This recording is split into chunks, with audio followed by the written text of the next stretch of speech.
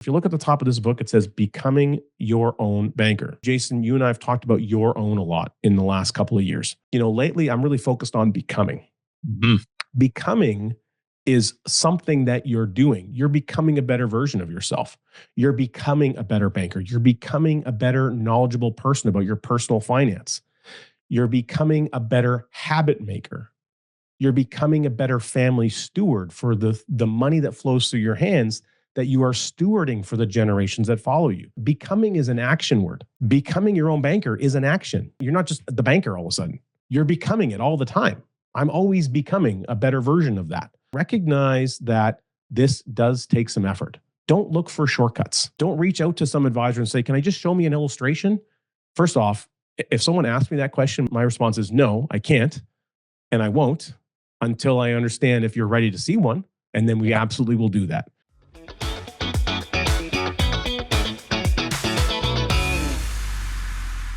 Is everything that I hear about the infinite banking concept online true? Well, we're going to discuss that a little bit. And the answer is, maybe it's not. We see a lot of misused information out there. And it's not just limited to that, of course. We have several episodes where we talk about, appropriate language. But it's also the types of conversations that we find out people are having with different professionals. And it could be, Bob's insurance agency that they just know, or their Uncle Tom, who's an insurance advisor, or Aunt Sally, or whoever it is that they're connected with. And they may not be well versed in these topics, or perhaps they have a person that they're working with that just isn't particularly well versed in some of the nuances. Let's call it the nuances when it comes to actually looking at implementing the process in your life. So, core elements of the concept. I know we talk a lot about that. We got tons of episodes about that, Jason. But we're going to get into, we'll do a couple discussions here on a few, recent things that have come across our desk. Some meetings that I know I've had. I know you've had a number of them, and our team certainly is having them. And they're around conversations for people that reach out to us, seeking counsel about something that's been presented to them, typically an illustration, without maybe a lot of context, and then trying to provide some context to those individuals. So where should we begin this topic? Well, I think it's what, initially triggers someone to begin investigating the concept, right? And we've talked about this in the past, but it's still prevalent because it's still happening, where people begin investigating the concept because of how maybe it's initially presented as, I think you use the phrase, like the black box of the wealthy, or somehow that this is a process where you can get wealthy buying X, or that it's very product focused. In other words, right? There's a lot of sensationalism around the product, and then people begin to investigate it, which is wonderful. So mission accomplished. Somebody is actually curious enough and compelled enough to start looking at the process. And then what we've been experiencing in these interactions that people have been having with us is that they feel like maybe it's not quite complete in terms of clarity, that there might be some things that are just not 100%, but they can't quite put their finger on what that is. And they start doing research. They go to Uncle Google, they go to the YouTubes or the Instagrammies, and they will come across us. It's not a matter of if, it's when, because of how much reach we have on social media. And they reach out and they want to have a conversation. And the conversations are warranted in the majority of the cases where, and this is not a slant on any colleague in the industry whatsoever. It's, we assume angelic intentions, as our good friend Ryan Griggs would say. We assume that everybody wants to be helpful. They want to provide great value and great service to people. But there may be some things I think that you and I can address today that will just hopefully help them too, not just the prospective client, but as other advisors who are at different stages in their journey, with the process. And so I think we want to begin with, first and foremost, the fact that it's most often always leading with product, not process. And we just hear that and see that time and time again, because when we ask somebody a simple question, so walk us through problem in your own description, so that we understand why the solution you've been presented with matters to you. Crickets. Well, I selected this because I was told this was the best company to buy insurance from. The policy is the most flexible.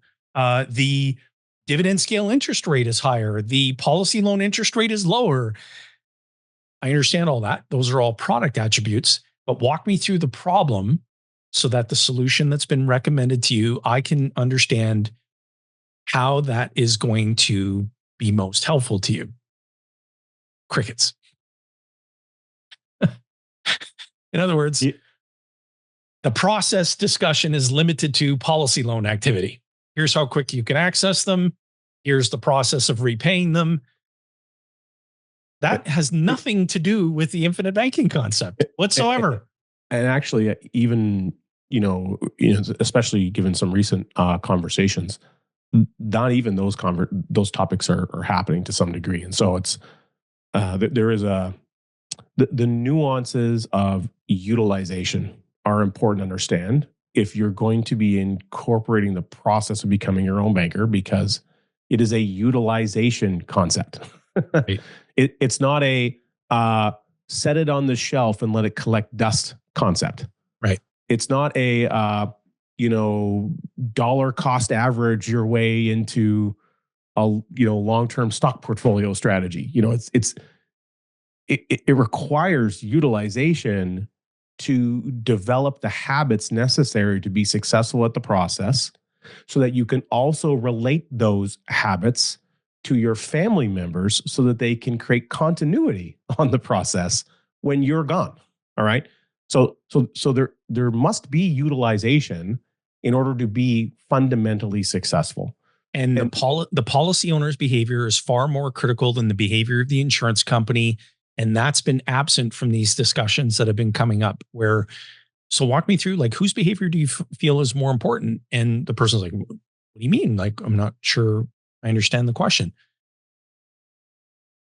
Is it the policy owner's behavior or the life insurance company's behavior? Because everything that's attracted you to want to move forward with the process is all about addressing the life insurance company's behavior. They're going to administer the contract.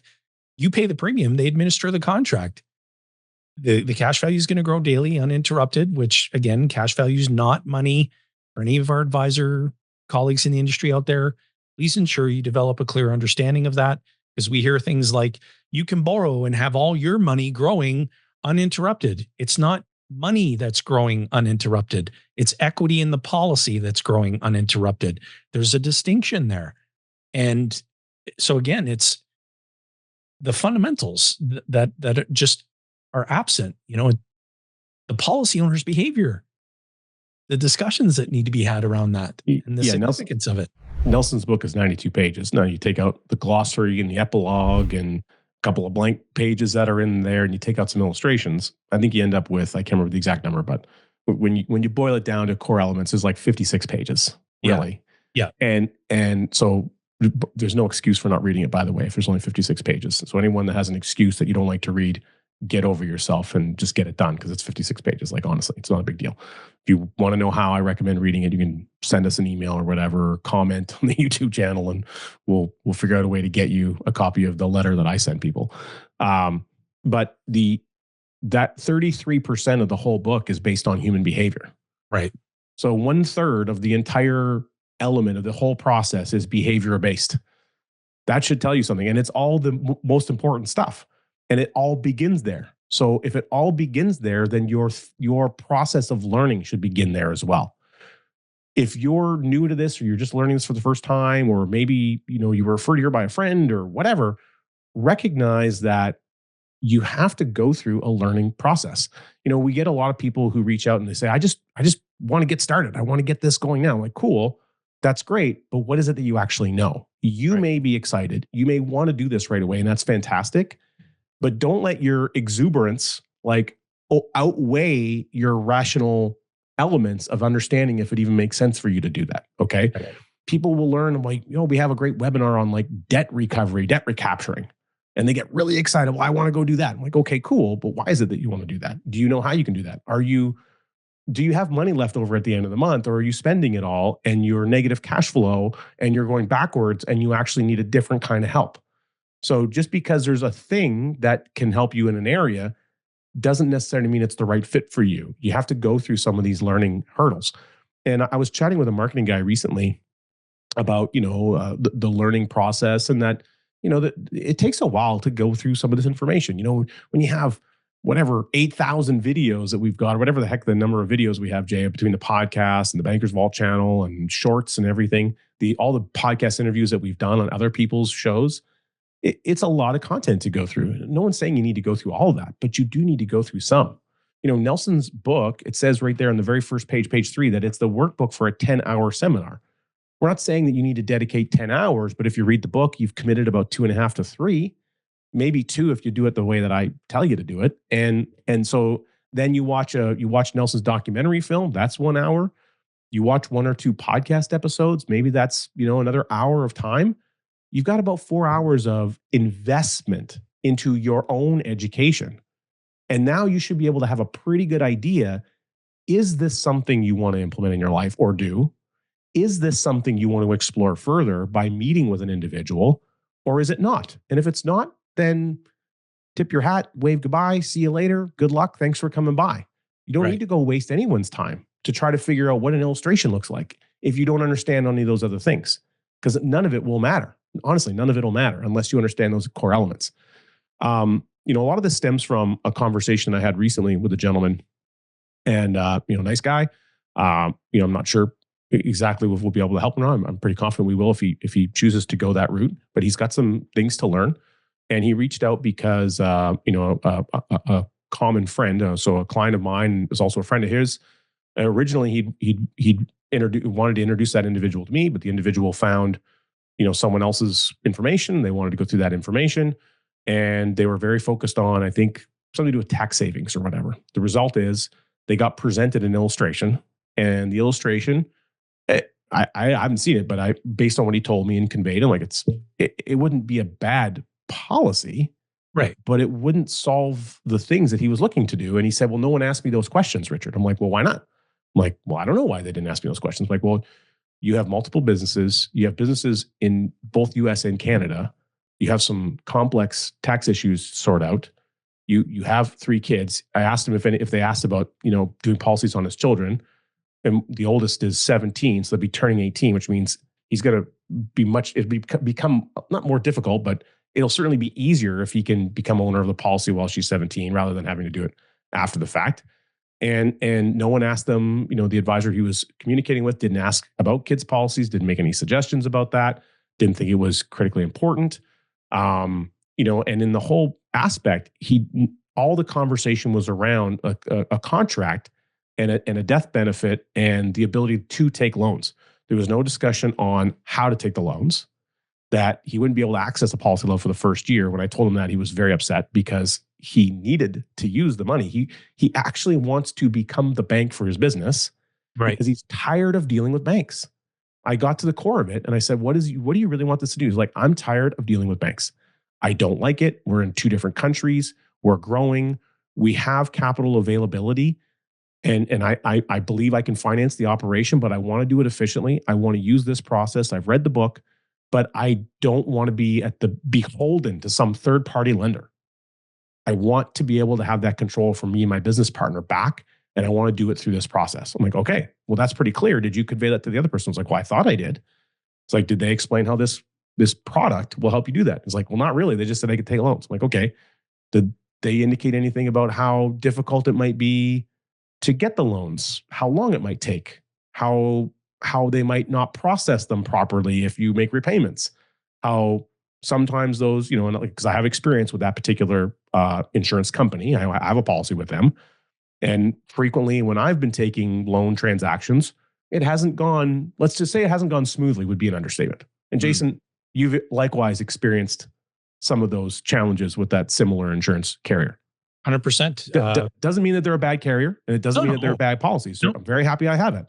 Yep. But I use it for very specific purposes, Right. and I don't use it for more regular day-to-day transactions. And you have a gentleman who literally wants to finance large capital influxes to his operating company from a holdco, and he's doing online banking all the time. He's moving money between US and Canada. He's got a lot of transactional banking taking place with regular bank accounts. he needs something that will allow him to have a higher increase of transactional capacity with the policy as well. Right. And the product presented to him just wouldn't allow that to take place. And so we had a good discussion about that. I asked him, the question, okay, well, how important is online banking to you? And I don't remember the exact comment, but it was something to the effect of, well, do you need blood in your body to survive? Like, do you need oxygen to live? Right? It was pretty damn important. And I said, okay, well, did anyone walk you through the process of how you would go and access funds from here and repay it, like what that would look like? It's like, not really. Nobody walked me through that at all. I'm like, well, did you ask those questions? Like, no, I didn't think of it. I just assumed they said I could take loans and it would be fine. Like, okay, well, if you went this direction for what your transactional needs are that you've described to me, you might, in order to do what you wanted to do, actually need a third party lender to collateralize the contract. So you could use it in the first year and you could do the transactional environment you need. And then you're doing exactly what you told me you didn't want to do, which is what you're bringing a third party bank into the mix. Right. And they're going to make you jump through a hoop once a year to kind of, raise the limit or whatever. And it might be a bit of a pain. I mean, it's fine. There might be a rational reason to do that for you. Like there could be some strategic reasons why that might make sense, but you have to be prepared and know that going in. And he just didn't know that. So the end result is, he's going to be looking at doing something differently than what was presented to him. Again, nothing that was presented to him was bad per se, but it wasn't connected to his objective and his own understanding. And there was a gap between what the product is and what the utilization he needs in his life is for the process of banking. Right. There was no discussion about the process of banking at all. Not one. And all the things that you mentioned just around the desire to be able to have what we would describe a convenient experience, right? No friction, limiting the number of manual steps or eliminating them altogether, being able to take care of that experience online to the greatest degree possible. Everything that you outlined, but we hear comments, like, well, it was explained to me that the policy is flexible.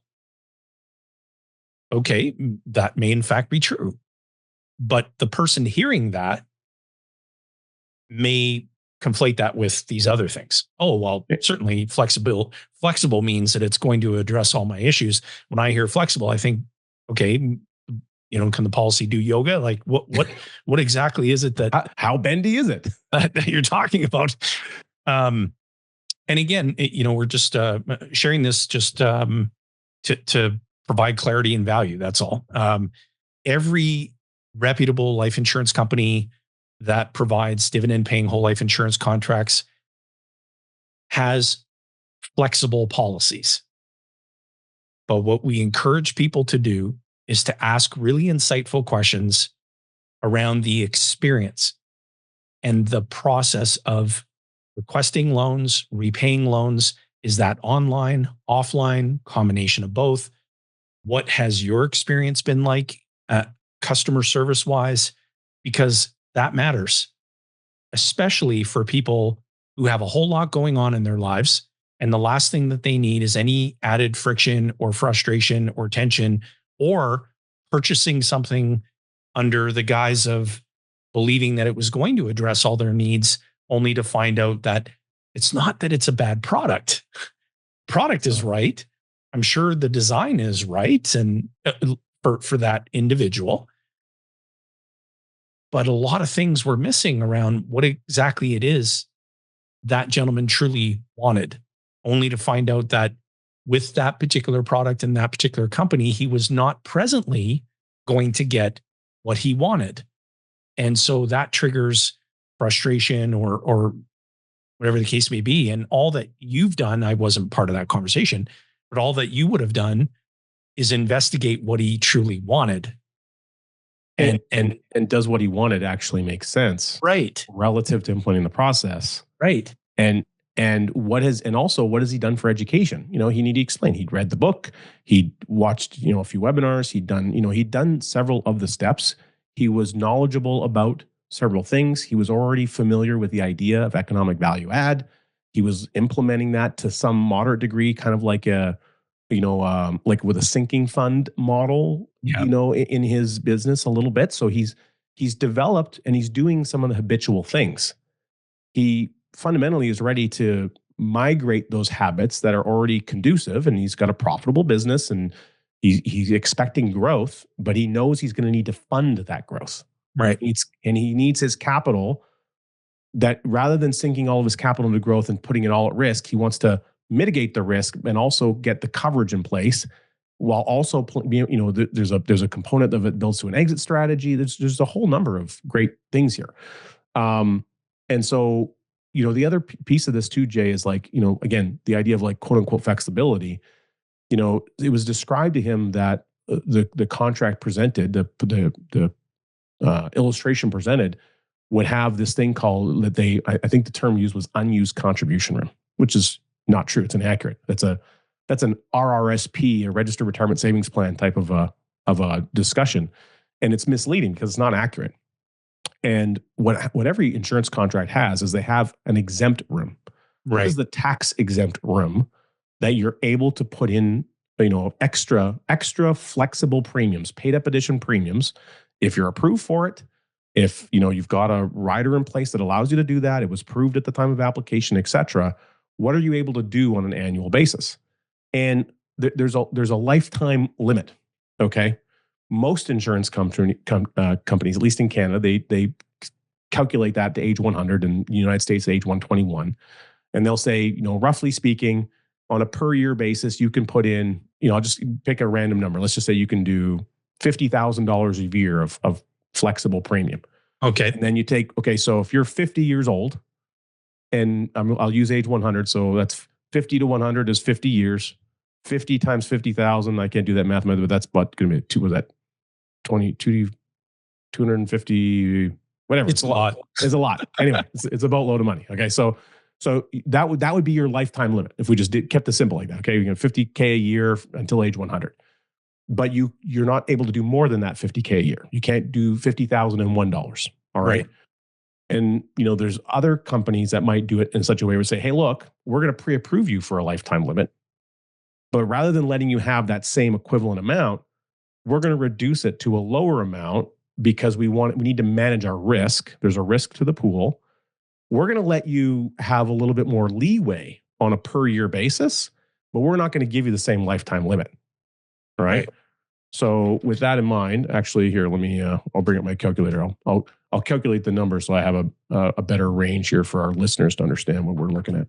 Sounds good. And this, for our listeners and viewers, pay very close attention to what Richard's going to walk through here, because this is not well understood in the industry element of it, and certainly not understood by the general public. And so pay very close attention what Richard's going to lead us through.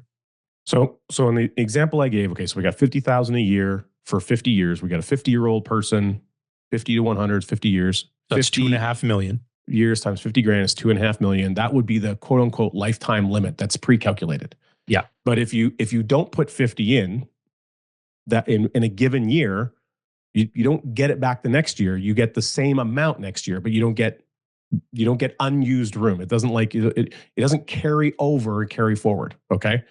Yeah. Now, with other carriers, some carriers, they produce an area where, again, the insurance company's in the business of mitigating risk. One of the risks that they need to mitigate is what's called anti-selection. Anti-selection has to do with an insured person who maybe has adverse effects, or maybe they develop cancer or something, and they might want to buy more coverage, let's say, as an example. So they do selection processes to mitigate that.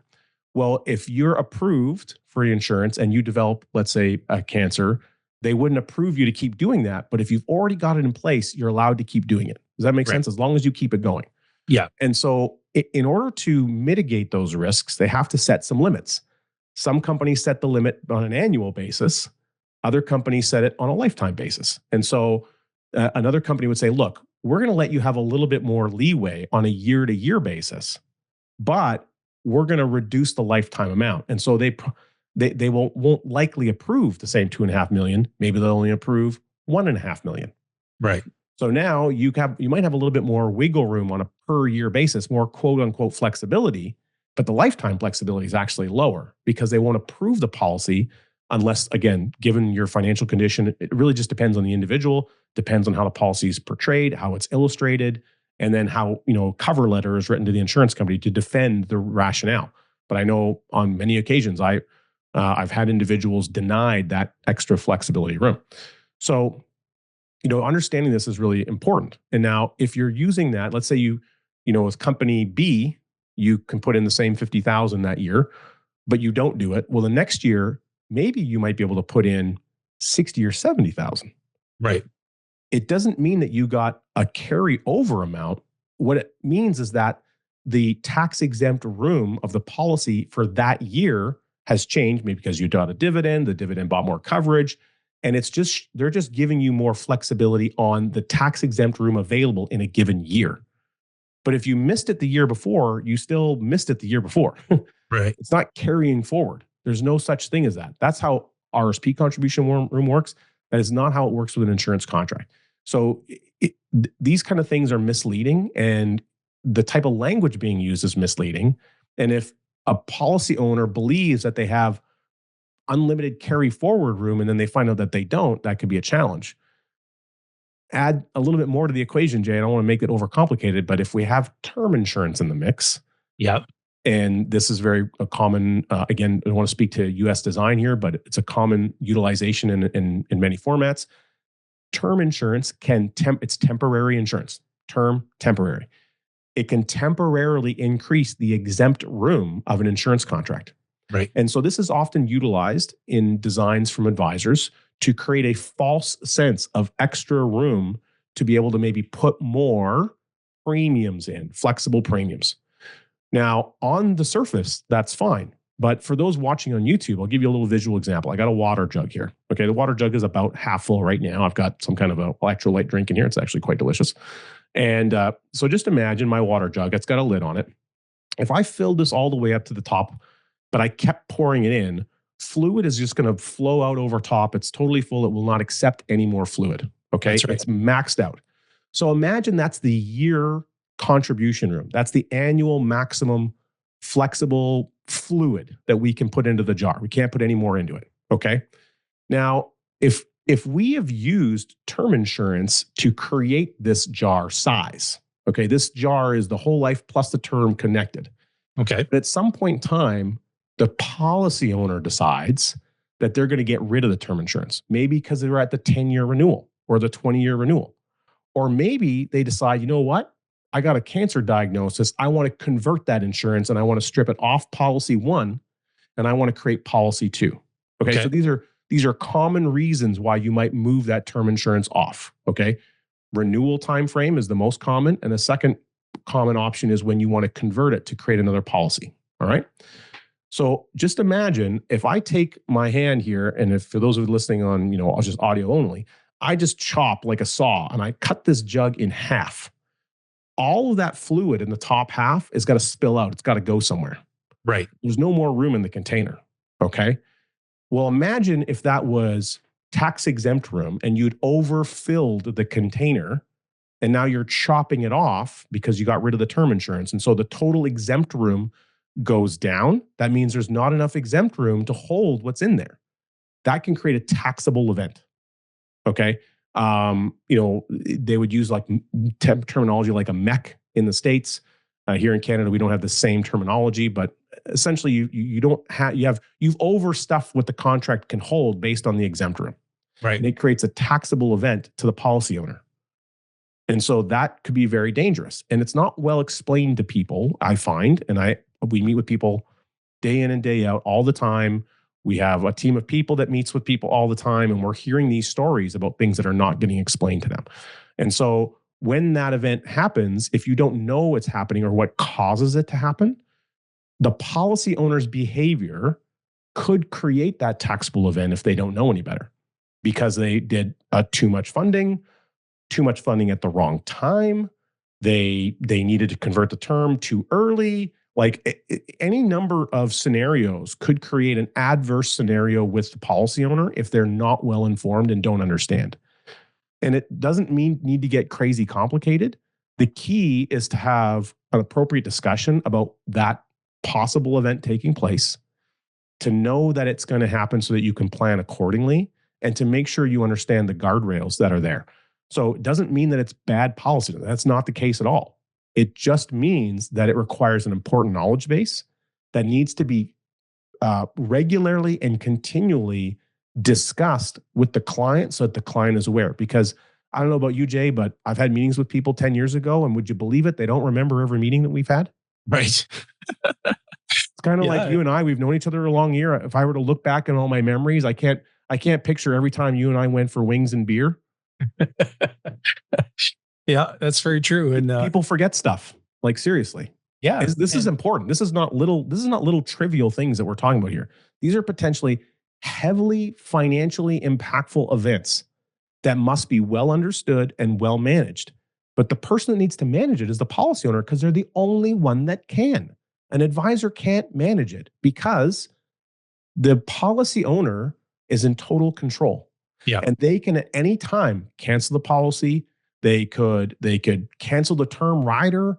They could do something directly with the insurance company, bypass an advisor, and create a financially damaging impact if they don't understand. Really good point. And that's why it's so important when you're investigating the process, given that that's what you're investigating. If you're investigating a product, yeah, high cash value life insurance is very appealing, both individually and corporately.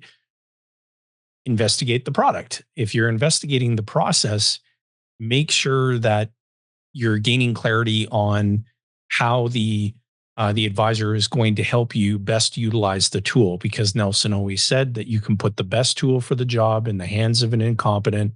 Not only will that person not turn out any good work with the tool, they will likely break the darn tool. Exactly what Richard just led us through. And this is about creating awareness in the marketplace to make sure that people have clarity. We are always available for second opinions.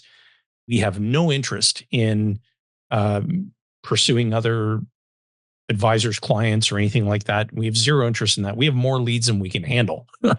We need help in our organization to deal with all the traffic that we generate. But we're always happy to provide a second opinion. And over the years, Rich, like you can attest, I mean, there have been times where we bring the advisor from outside into the conversation to be helpful. And sometimes that works out well. And other times, for whatever reason, the reaction maybe isn't as professional as it otherwise could have been. But at least we know that, we've made an attempt to do that. But look, at the end of the day, people just want what they expect to be aligned with what they're purchasing and what they're implementing. And the truth is, the conversations that we've been engaged in, there's been misalignment there.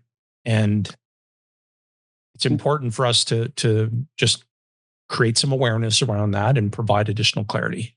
I think there's another piece that I want to, earlier I mentioned like talking to a marketing guy about, messaging and, everyone wants look, everyone who's in business needs to market. You need to market to develop, leads, prospects, customers, whatever it is. I don't care if you're a baker and you make bread and donuts. Like you need a nice sign to bring people, to see the chocolate coating on your donuts.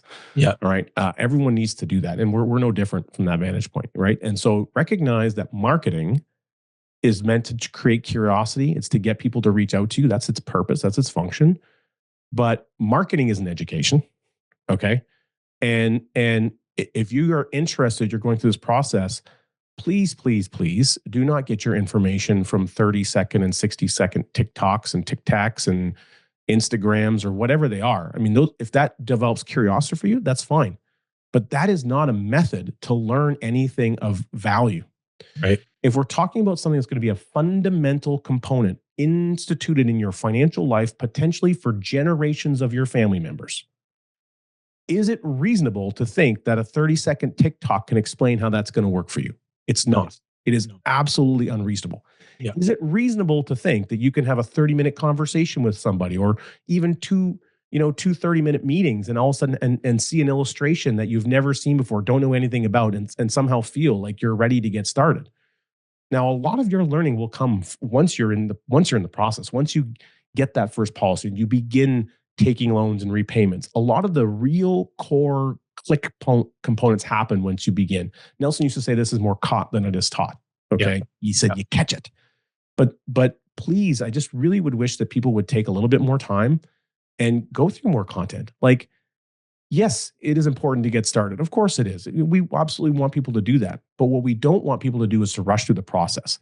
Because here, if you look at the top of this book, it says becoming your own banker. So, Jason, you and I have talked about your own a lot in the last couple of years. Lately I'm really focused on becoming. Mhm. Becoming is something that you're doing. You're becoming a better version of yourself. You're becoming a better banker. You're becoming a better knowledgeable person about your personal finance. You're becoming a better habit maker. You're becoming a better family steward for the money that flows through your hands that you are stewarding for the generations that follow you. These are things that you're doing. These are action. Becoming is an action word. Okay. Becoming your own banker is an action. You are not you're not just the banker all of a sudden. Right. You're becoming it all the time. I'm always becoming a better version of that. So recognize that this does take some effort. Don't look for shortcuts, okay? Don't reach out to some advisor and say, "Can I just show me an illustration?" First off, if someone asks me that question, my response is no, I can't, and I won't until I understand if you're ready to see one, and then we absolutely will do that. Yeah. I'm not sending illustrations to people because they ask for them. No. What do you want? Have you gone to the information? And like, I don't want to be a jerk or anything about it, but Jason, if someone reaches out to me or they're introduced by a client, which I love, we love getting referrals. We appreciate that. I have some very specific criteria that people need to do. I say, look, I'm going to give you options. I'm going to give you 5 options. Pick 3 and do them. And once you've done them, then we can meet. Yeah. Number 1 is you can buy and read Nelson's book, Becoming Your Own Banker. It's 92 pages. You only need to read about 56. If you read it the way that I tell you to read it, it's only about two hours of your time. Number 2 is you can watch the documentary film. This is Nelson Nash. You can go to nelsonnashfilm.com. That's nelsonnashfilm.com. It's 1 hour. Get some popcorn, get some wine, whatever your spouse likes to beverage, and sit down together and watch it. That's 1 hour of your time. Watch 3 of our client series podcasts. Mm-hmm. Okay. I will hand select them for you if you want, but I recommend our client series. Okay. You can read one of our 4 books, soon to be 7 books, because we got 3 in the works. Okay. We got a whole bunch of books coming out this year. Read one of our books. And usually I would recommend Don't Spread the Wealth, or as an example, Cash Follows a Leader, because it's a quick, easy read with some visual diagrams. Okay. And, or you can watch one of our recorded webinars. So those are 5 options. Pick 3. I don't care what 3 you pick, but pick 3 and you must do them. Yep. If you haven't done them, there's no reason for us to meet, because you do not have a baseline of understanding for us to have a constructive conversation yet. We can't even begin talking about what you think that you want because you don't even know enough to be able to have that conversation yet. Right. There's literally almost no conversation that can be had until you've done those 3 things. And I don't care. Pick 3 and do them. And we've had countless, literally countless people who have provided feedback when they're well into the process, thanking us for making sure that we were very intentional around creating clarity before they did anything at all.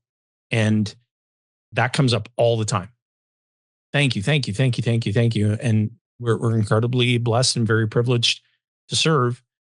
But even at our live events and virtual events where we have existing clients come on and share, that comes up often, where it's like, I can think back to the beginning of my journey and, when I was basically encouraged to just take a moment, slow down. Let's make sure that we get to clarity before we dive into the deep end of the pool. Let's start wading into the shallow end first and just kind of develop a clearer understanding before we go any deeper. And it's impactful versus just rushing into it because the marketing kind of drummed up all of these, great feelings, the great euphoria, and geez, like this process. This is going to solve all my financial problems. And it's going to make everything better. And it's the best thing since sliced bread. It's so good that I'm going to do it immediately right now without asking any questions. and then I'm just going to wipe my hands and it's going to magically solve all my problems like a unicorn. Like, no, it's not a financial unicorn. The Okay. truth is, it's a process. It's not an event. It's not an event of buying a policy or a system of policies. It's a process, and it takes time. It takes time to integrate it. It takes time to make it a part of your lifestyle, because again, that discussion's not happening. So, Mr. or Mrs. Prospect, walk me through how you plan to incorporate this as part of your lifestyle. What? Like, I just want to take a big dump in a policy and have a bunch of money available tomorrow. Okay. I mean, you can do that, but that's not implementing a process. That's buying a product. That's a transaction. It's an event. This is all about making this a lifestyle. That's what the infinite banking concept truly is.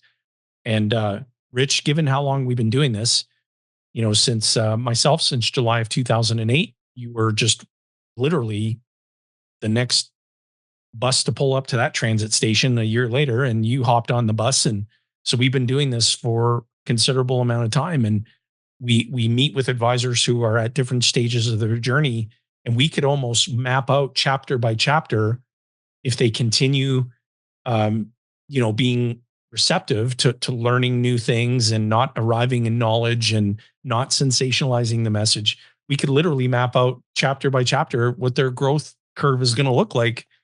And we talk to advisors now that we first met 10 years ago, and they're completely different people. So for all you new advisors out there who are just embracing this concept and you want to introduce it to your marketplace, we would encourage you to just take a real deep dive into everything that we've put out there, and to fully immerse yourself into the resources that are available to help you develop the deepest understanding that you can around the concept. Teaching you how to sell a product, that is not difficult to do. Teaching you how to sensationalize the message, that is really not very difficult to do at all. There's no shortage of that going on out there. But teaching you how to deliver this in a way that Nelson engineered it to be delivered and he pioneered it to be delivered in, that takes time and experience. Well, we're going to be doing coaching. We're going to be doing some options for advisors to get 100% training on how to do that this year. You bet. So. Yeah, it'll be a quarterly coaching and advisors that we've sort of preliminary, said, hey, is this something that would be of interest? It's like, where do we send the check? Like, people are just really hungry for this. And it's not to teach the advisor on, how to be the best practitioner. There's something to be said about being a practitioner. There's something else entirely to be said around how you serve, coach, educate, build a business where people are actually, you're helping them by actually helping them, versus checking the box on, yes, I know everything there is to know about the product and I know everything there is to know about a concept. How are you helping the people by actually helping them? And that's one of the aspects of our coaching that we're going to be doing with advisors in North America. So stay tuned. It's going to be an awesome year. Yeah. I mean, thanks for giving me a chance to talk about that today, Jay. I mean, I think that there's there's incredible people out teaching Nelson's message. We appreciate that people are getting the message out. We love that. We appreciate the Nelson Nash Institute for all the things that they're developing. Of course, yep. We have a program now developed for anyone new joining that. They need to go through a coaching academy. That's a 2-day event. We've now hosted that event twice. A third one's coming up here shortly. Yep. And that is a phenomenal deep dive into Nelson's book and implementation steps and interaction and getting to know people in your community. And we have veterans that are coming through that, learning all kinds of new things, as well as brand new people, so that we can get the message out the way that Nelson had intended. There is so much good that we can do in the world. But for our listeners, it's okay to take a little bit of time. It's okay to go through some information. But in the same respect, I mean, don't sit on your hands forever. Like, if you know something is the right thing, don't get locked in analysis paralysis. If you've gone through a couple of hours of education, it is appropriate to reach out to someone, reach out to an authorized practitioner and initiate a conversation and determine if you think that there's a good fit for you to work with that individual. Not everyone's going to want to work with me or Jason or certain members of our team or whatever. That's fine. Yeah. Like that's okay. You have to choose someone that you have a fit for. And likewise, as the advisor, we get to choose that too. There's a couple people I've turned away. Well, actually, several of them that I've turned away in the last quarter that they just weren't a fit for me. And I said, Yeah. you know what?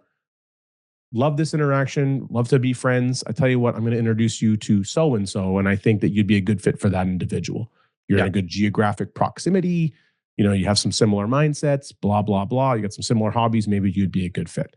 I really like working with people that don't like the government and want to have control over things and are willing to do certain steps to show initiative and ambition in their life. If you've got no ambition, you want to sit on, you want something to sit on the shelf, a set it and forget it model, we will not be a good fit to work together. That's not Right. how I operate. I'm not a babysitter. And I hire a babysitter for my own kids. I would hire someone for you also if that's what you're looking for, but I won't be that person. Okay. Love it. Well, this was fun. And yeah, to all our viewers and listeners, thank you. Make the rest of your week outstanding. Make 2025 a transformative year, and continue working on building your bigger future. And whatever part we can play in that, we'd be deeply honored to. So thanks again, Rich. This was a ton of fun. Cheers, man.